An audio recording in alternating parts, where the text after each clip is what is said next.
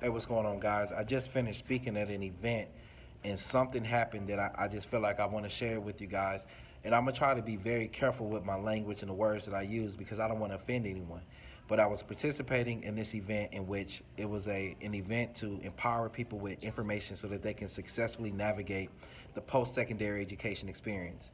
And like normal, when you finish speaking, people often walk up and they say, "Man, I really enjoyed the session," or "You really said some things that resonated with me." And one of the mothers came up and we were just having a great conversation, and she was saying that she really enjoyed the message, how it really helped her daughter, and she felt like it fired her daughter up. And then she said, "I wish I had brought my son." And immediately when she said it, I was like, I thought to myself, I didn't say it out loud, but I wondered, I said, why wouldn't you bring your son to this event?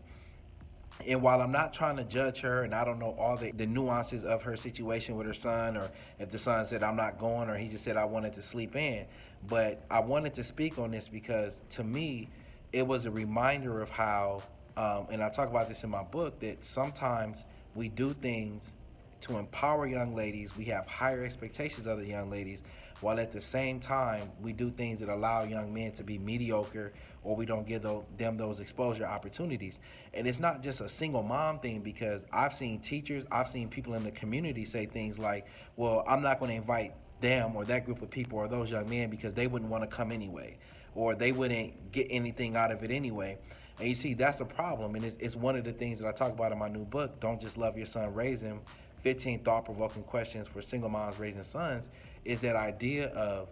putting, providing exposure opportunities and having higher expectations of young ladies, so much so that it positions them to be more intrinsically motivated, equipped with more tools and strategies, while at the same time allowing young men to be mediocre or not exposing them to things because, oh, they wouldn't want to come or they wanted to sleep in. And it just reminded me of how that's something that we have to address as a community and have to be very careful about, because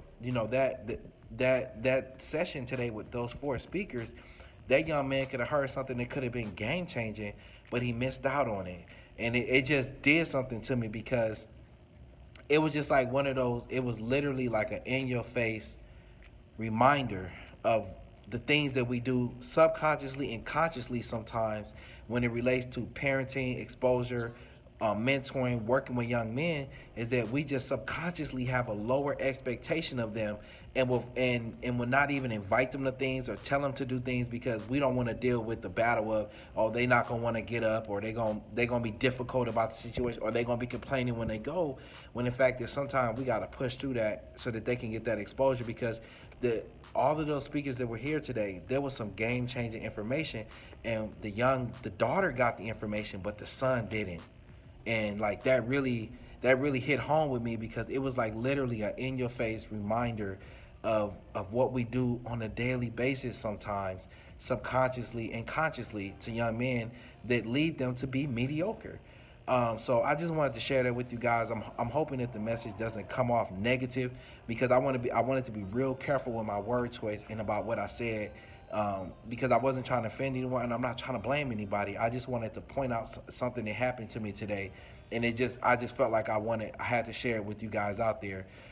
If you're interested in the book, like I said, the name of it is Don't Just Love Your Son, Raise Him, 15 thought-provoking questions for single moms raising sons, and it's available on my website at www.mrphillips.thechangeagent.com, and it's also available on Amazon. Thank you guys for listening, and I